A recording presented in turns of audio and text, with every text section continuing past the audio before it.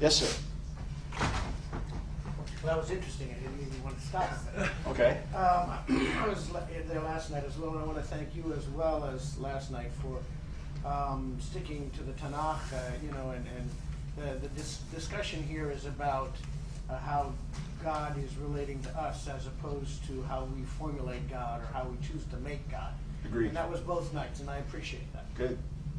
One of the things that I thought was interesting about last night that I haven't heard you address was how serious the objection was to the notion of a Jew becoming Messianic because, and I want to get this exactly right, because Rabbi Kravitz said that if you believe in a Messiah who's physical, that's a form of idolatry. If you believe in a divine Messiah. Yeah. Right, it's not traditional Jews believe in a physical Messiah, but they don't believe in a divine Messiah. Okay. Right. So, for example, and for those that really want to get interested in this, and I would not dare get into this, otherwise I'd bore a lot of you, but I spent about 70,000 words in Volume 2 of Answering Jewish Objections to Jesus dealing with this very issue. So for those that want to dig more and go into the sources, you can do that. Doesn't it say in Numbers 23:19 that God is not a man that he should lie? Doesn't it say in 1 Samuel 15 that God is not a man? Therefore, if you say that Jesus is God, aren't you therefore making a man into God or God into a man, which is the worst form of idolatry? Doesn't it say in Deuteronomy 4, when God spoke from Sinai, that you didn't see any form, and you shouldn't worship the form of a man or an animal or anything? That's idolatry. So first thing, if I was worshiping a man as God, and if I was worshiping the physical form as the form of God, that would in fact be idolatry. My only question on this is not even what does the New Testament say, but what does the Tanakh say? What do the Hebrew Scriptures say? So as I examine the Hebrew Scriptures, here's what I see. I see that God is complex in his unity, as I mentioned earlier. That's one thing. I see in Genesis 18, and if you haven't studied it carefully, go home and read it, okay? Genesis 18, Yahweh appears in physical form with two others to Abraham after his circumcision. According to traditional Judaism, it was three angels that came to visit him after he was circumcised to check on his condition. The text would indicate it's been some time since he was circumcised because he actually goes running in the text, which is not the normal thing you do immediately after circumcision. But it's clear that Yahweh appears physically, if you just read the text, okay? It's clear that he talks to Abraham and Sarah. You just read the text in an unbiased way. This is one of these crystal clear things. And then it says at the end of the chapter that Yahweh stays and dialogues with Abraham, okay? And that the other two, then it says, and two men who are angels, it turns out, come to Sodom. So three men come to Abraham, Yahweh and two angels. If you just read the text, Yahweh stays and talks to Abraham, and the other two go on in the 19th chapter. Any plain reading of the text, I defy anyone to read the text plainly and come to any other conclusion. Just a simple plain reading of the text. What's the point? Does God remain God in heaven? Of course. Does he remain enthroned and invisible? Of course. Doesn't it say in Exodus, the 33rd chapter, that no one can see him and live? Yes. It also says in John, in the New Testament, John 1:18, no man has seen God. Well, hang on. You're saying Jesus is God, but then you're saying no one has seen God? I don't get it. Paul writes in 1 Timothy 6 about God that he dwells in unapproachable light and no one can see him. No one's ever seen him. So the New Testament also affirms that directly, that no one can see God. And yet, think of this, Yahweh appears in physical form in Genesis 18.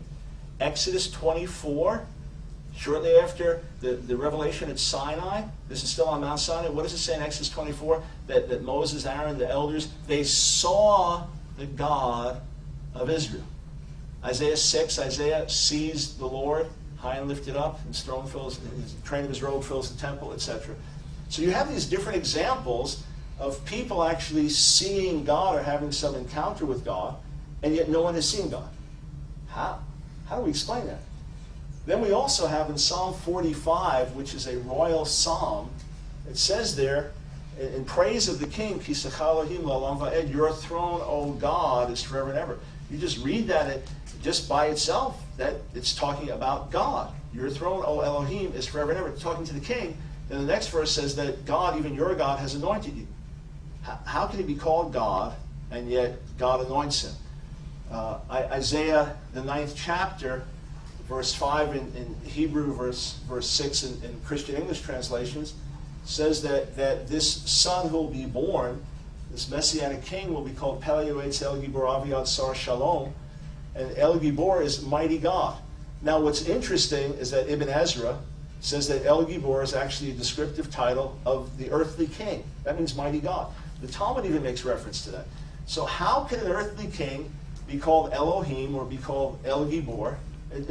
How can it be called divine? It doesn't work.